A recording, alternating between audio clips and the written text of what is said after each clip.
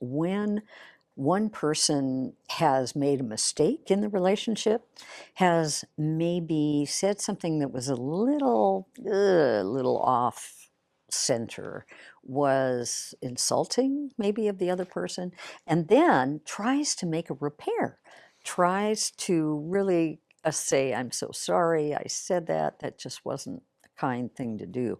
Let me give you an example of where it gets heartbreaking.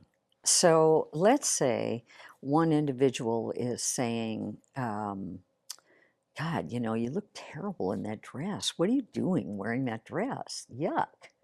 Oh, the other person feels like slammed, right? Feels terrible. So that first person sees that, oh, pained look on their partner's face after they've uttered those words, and then goes back to their partner and says, oh God, honey, I don't know what I was thinking. That was such a stupid thing to say. I love you. I think you're beautiful no matter what you put on. It doesn't matter. You just look gorgeous, and I love that color on you. There's a huge repair. Now, what's heartbreaking is the other partner says, dry up and blow away like a piece of dust.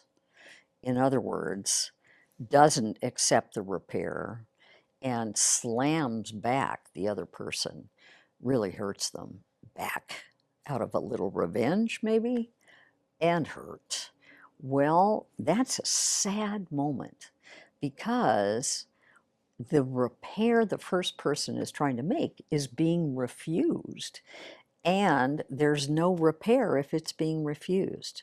A repair only works if one person says something or does something that really is a turning toward the other with a sense of, I'm so sorry, and atonement, really trying to make up for the hurt they've just caused. And the other person will have no part of it, will just brush it away. Well, that's a painful moment. One is really trying, the other one is pushing away. So that's sad, right? I mean, what we hope for is that everybody's going to make mistakes in relationships. Everybody's going to say something sooner or later that hurts the other person. But the repairs are what really make the difference in a successful relationship. So if a repair is made where the person is saying something that takes back in some way what they've said or reverses what they've said, and they really own the responsibility for having said something that wasn't so nice, and they try to make up for it,